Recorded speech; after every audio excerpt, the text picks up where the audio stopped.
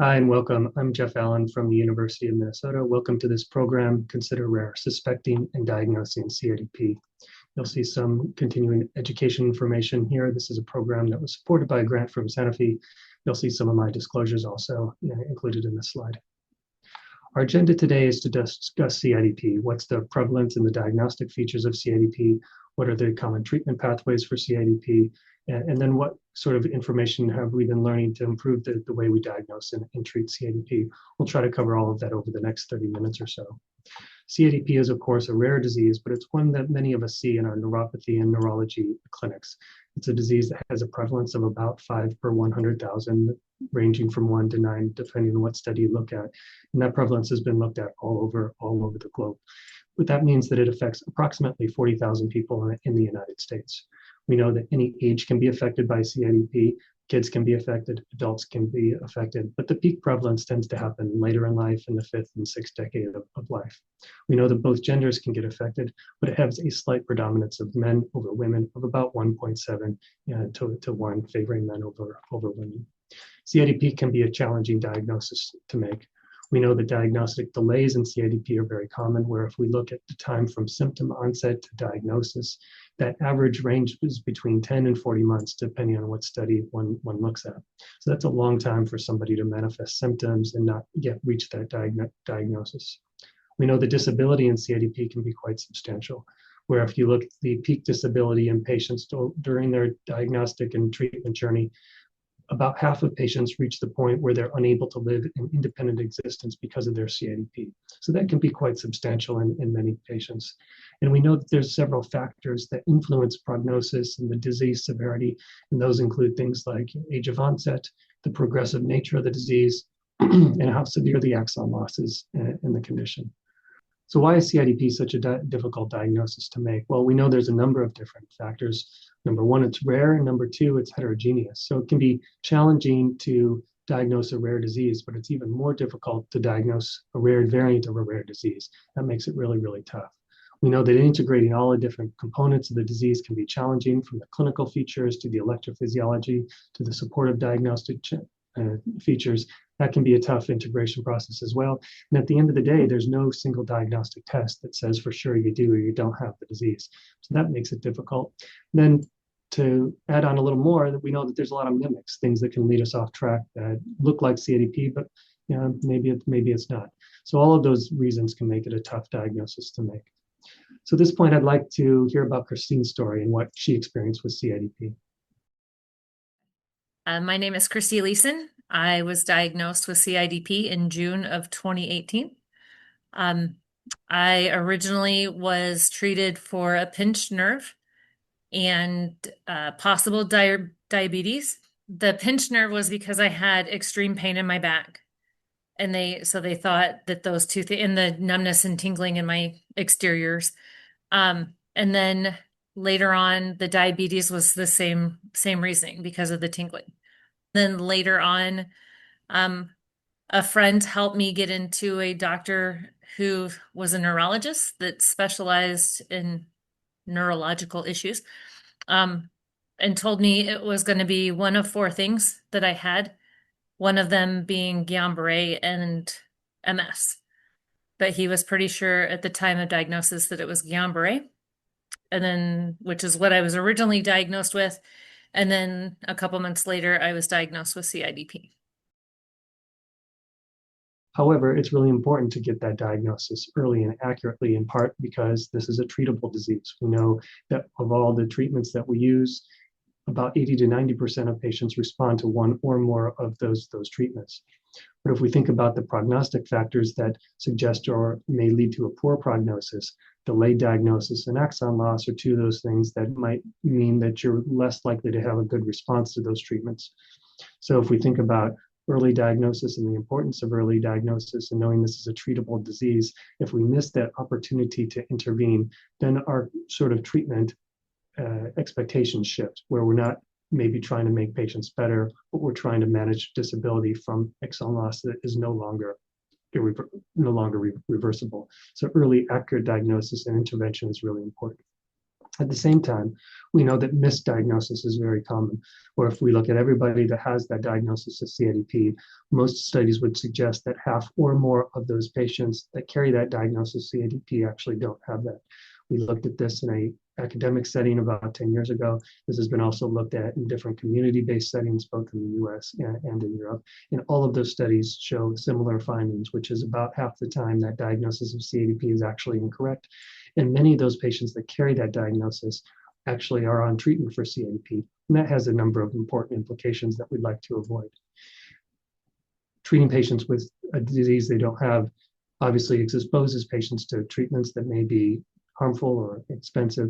It also masks that real condition that is not being treated. So if you're labeled as CIDP, but you have something else, that something else goes untreated, which has important treatment and potentially prognostic implications as well. So we think that both sides of the coin of this are really, really important. We want to find better ways to improve early accurate diagnosis of CIDP, but also limit those misdiagnostic cases so that we can get people treated with the right drugs for the right reason and know more about prognosis. So when it comes down to really diagnosing CIDP, the clinical features are the place to start. This is still a clinical diagnosis, or largely a clinical diagnosis with some other important supportive characteristics. So we think about CIDP as being a heterogeneous disease. It's a syndrome. It's got a typical phenotype and then also variants that are a little bit different. The typical CIDP phenotype are those patients that have relatively symmetric proximal and distal numbness and weakness that evolves over 2 months or more in a progressive or relapsing fashion. And on exam, those patients invariably have reduced or absent deep tendon reflexes. So that's a definition of typical CIDP, which affects about 60% of patients with the disease.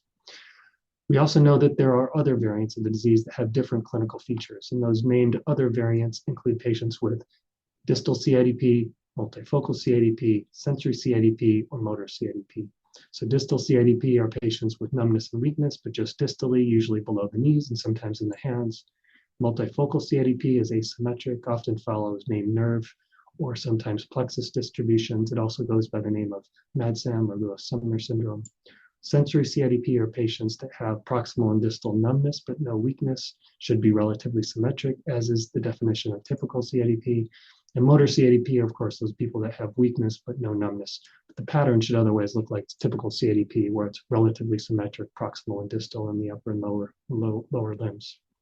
Now, those characteristic clinical features of numbness or weakness are really the features that define the disease. However, we know that other symptoms can affect patients as well. We know that fatigue is very common, affects up to 75% of patients. A third or more have pain, often neuropathic pain. Tremor can be common in some patients, especially those patients with the autoimmune nodopathies that are split off from CIDP now. Even without the nodopathy, tremor can still be part of the clinical phenotype. Autonomic involvement is uncommon, but sometimes subclinical, and it can affect a minority of patients.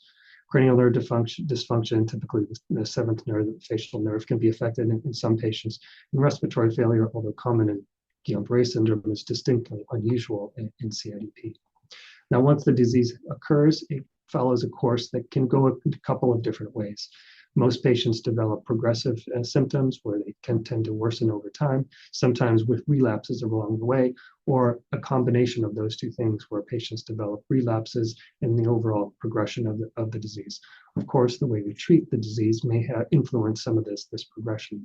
The third outcome that sometimes, of course, that some patients find is more of a monophasic course where it worsens over a period of many months, and then sort of reaches a plateau and then improves, or even sometimes even goes into remission. We know about a third of patients enter a prolonged period of drug-free remission at some point.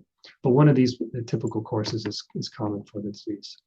So let's talk a little bit about an illustrated case that highlights a couple of features that I think are important when we talk about CIDP. So in this illustrative case, it's a 62-year-old gentleman that developed tingling in his hands and feet, and other than hypertension and hyperlipidemia. He was otherwise pretty healthy. His symptoms evolved over several months. By 3 months, his gait was affected. He needed a cane, and at 6 months, he was really having trouble even with a cane when leaving his house. His examination at 6 months showed distal sensory deficits, distal weakness, and diffusely absent deep tendon reflexes. And the weakness eventually evolved to both include proximal upper and lower limbs as well. So this patient would then meet that definition of typical CIDP because you've had the weakness that's now involving both proximal and distal areas, arms and legs. He's got sensory deficits throughout. He's got reduced reflexes, and he's evolved, in this case, over about 6 months. So he meets that typical definition of the disease. Now, the second most important thing to make that diagnosis is the electrophysiology. So this is where we define that D in the CIDP. Is there evidence of peripheral nerve demyelination? Demyelination on a nerve conduction study can come from abnormalities that include conduction velocity slowing, conduction block, temporal dispersion, distal latency prolongation, or F-wave prolongation. The degree of abnormality that's required is all spelled out in the EAN PNS guidelines, where that takes a deep dive into how much slowing is needed in order to say confidently that you have peripheral nerve demyelination. I won't get into that detail here, but it is really, really a guide or resource to look at if you've got a nerve conduction study that shows some degree of abnormality. You're wondering how much of a degree of abnormality do I need? I'll often pull out the guideline and say, well, slowing in this patient is enough to meet that threshold of 30% reduction in the lower limit of normal from conduction velocity, and that meets that supportive criteria for demyelination. Or does the prolongation, distal latency prolongation, is at 50% or more? Same with conduction block of 30% or more in a nerve with an otherwise preserved amplitude or relatively preserved amplitude. So the EAN and PNS guideline is a really helpful resource in order to say if you've got a nerve conduction abnormality, how much of that abnormality is needed in order to really be satisfied or confident that you have peripheral nerve demyelination. So when I'm doing a test, I might say there's conduction velocity slowing. Is that 30% or more slowing as would be required by the EAN guideline? Is there 50% or more distal latency prolongation? Same for abnormalities in F waves, or durations or conduction block, where we're looking for 30% or more. So if you have abnormalities that meet these requirements in one nerve, you're considered to have evidence of weakly supportive of peripheral nerve demyelination. And if you have two abnormalities, two nerves, you've got strongly supportive peripheral nerve demyelination changes, and that would meet the core requirements per the guideline. So in this particular case, we've got changes here that show some minor changes in the sensory studies where the Searle is absent and the ulnar snap is small. For the ulnar motor response, we've got a partial conduction block as it goes from 5.1 to 3.3 millivolts. Latency is prolonged as well, and the slowing is 31 meters per second, which meets that guideline requirement. So it was, of course, not the full nerve conduction study for this, particularly this study provides strong evidence of peripheral nerve demyelination in the form of conduction velocity slowing greater than 30% in two nerves, one nerve with conduction block, and also sensory abnormalities in two nerves. So strongly supportive of peripheral nerve demyelination. We also know that there's supportive criteria that can be helpful to make the diagnosis, and supportive criteria considered supportive of CIDP would be CSF protein elevations, MRIs with nerve root enhancement, ultrasound nerve enlargement, characteristic features on nerve biopsy, and also objective improvement after immunotherapy. All of these can be helpful to increase your confidence that you have a CIDP. However, all of them also come with pitfalls. We know in some situations, adding this data can be more confusing than it can be clarifying if it's taken in the wrong context. So for example, we know that spinal fluid elevations can occur in patients with advancing age, degenerative changes in their back, or in diabetes. And so mild to moderate protein elevations are not diagnostic of CIDP and can sometimes be confusing in the wrong context. Likewise, there are other things that can cause changes in MRI or ultrasound. Hereditary nerve conditions can do that. And also require some experience of the radiologist or the ultrasonographer in order to really be confident that you have enlargement of a particular nerve or nerve segment. Changes with the improvement after immunotherapy is also a common pitfall, where if we say you're on a drug for a presumed CIDP and you get better, and that means you have that disease, it's really important to be objective on what we're saying is getting better if we're using that as evidence that you have that disease to begin with. So trying to find some structured way to assess improvement is really, really important, rather than relying strictly on a subjective patient experience. So all of these things, although helpful in the right context, can also be misleading in the wrong context. So to make that diagnosis, core clinical features are required and electrophysiologic evidence is needed. For patients with ambiguous electrophysiologic data, then sometimes the supportive data can be helpful, provided that it's interpreted in the right context. However, that supportive data is not needed in all patients, where if we've got strong clinical features and strong electrophysiologic features, and there's no clear diagnostic mimic or other red flag, then the supportive criteria, spinal tap imaging, et cetera, is probably not needed to be confident of the diagnosis of those patients. So when we start interpreting the criteria, we've got criteria that really allow two classifications of CIDP. We've got CIDP and possible CIDP.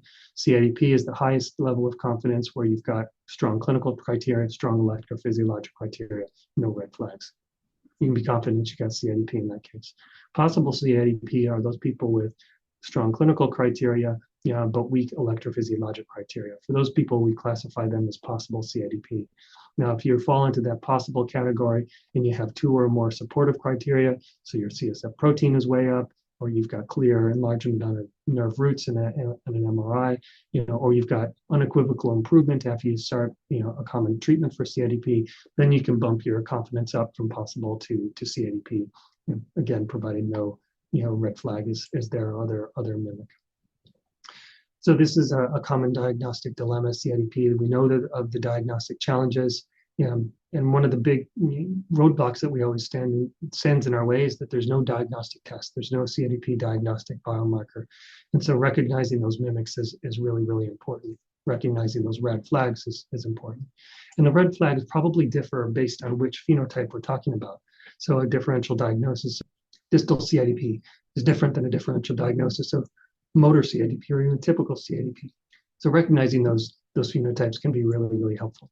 So for distal CIDP, if that's your phenotype, then thinking about family history, thinking about pain or autonomic involvement, is there a tremor or ataxia, or is there monoclonal protein present, can really be helpful to think about what are the common mimics. Should we be looking at hereditary neuropathies?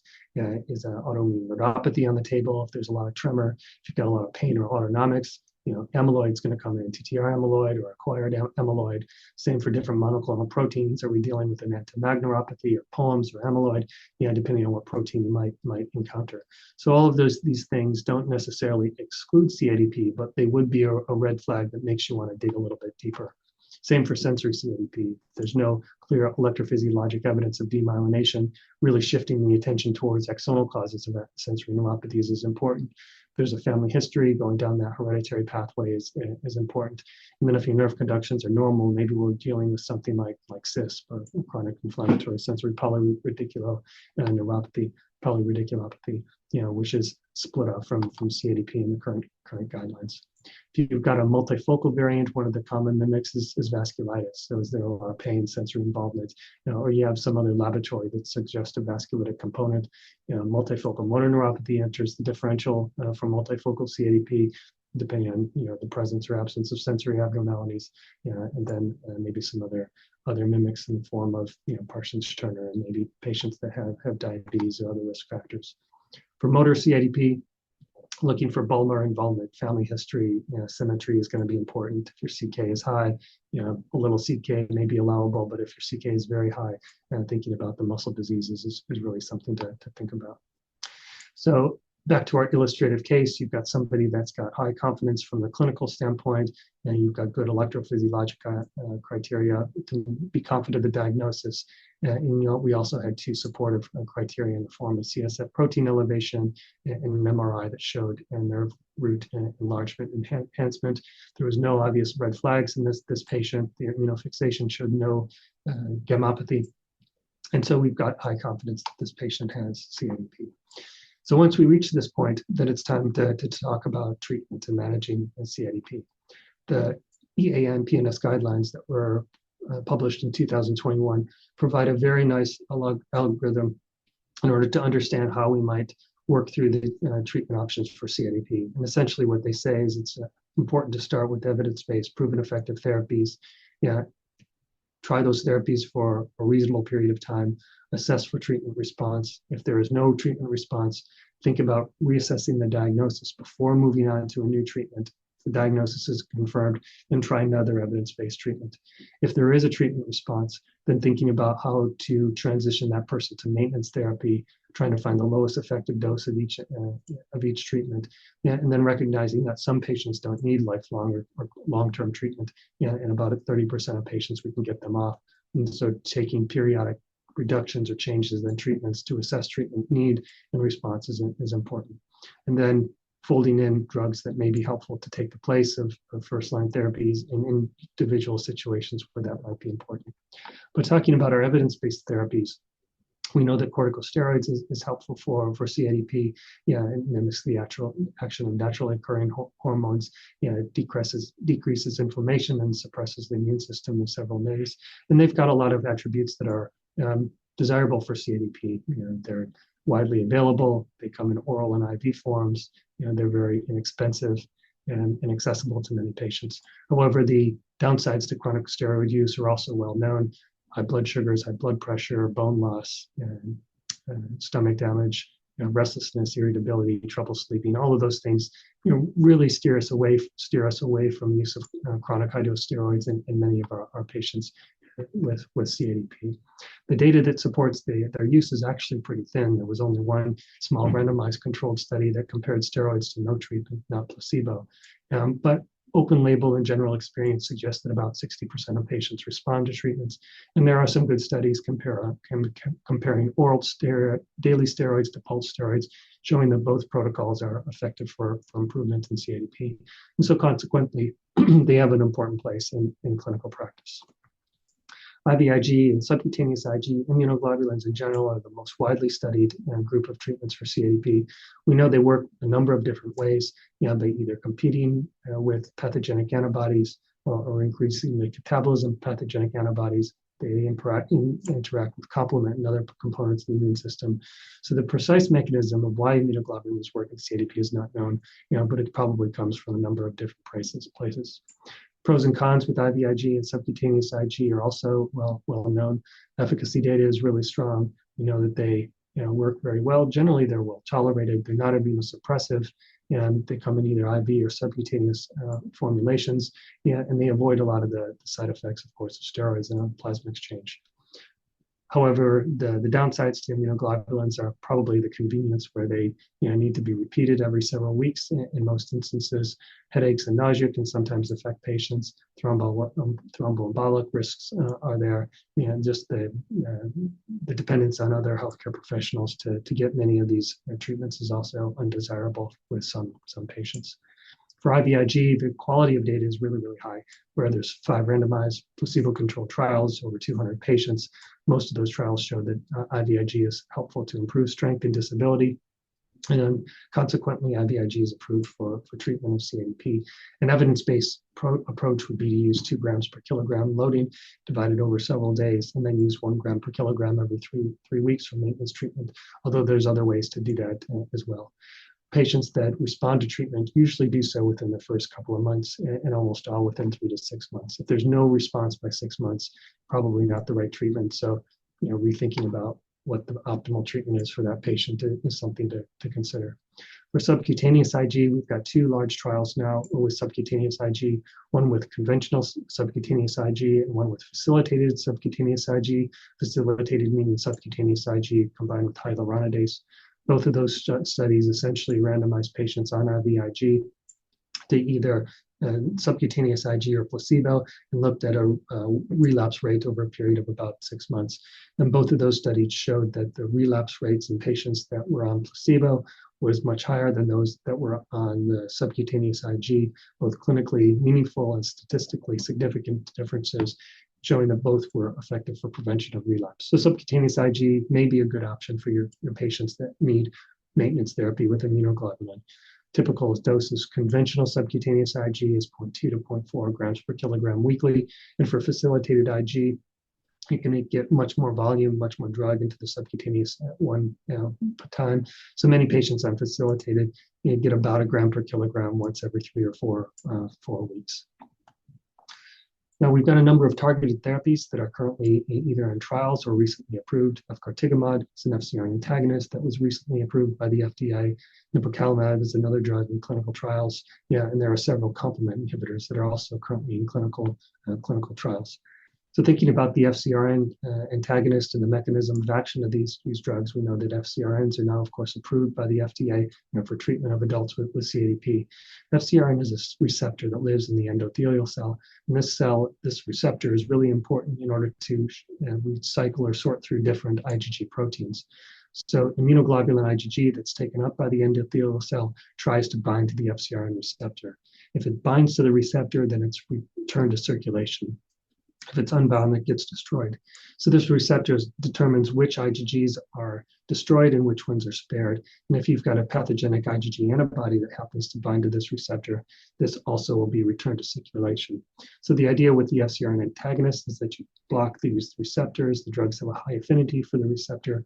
So now IgG and pathogenic IgG antibodies can't bind it, which means they get destroyed. So it kind of tricks the body in order to destroy pathogenic IgG autoantibodies, and this is where we think that it has its effect.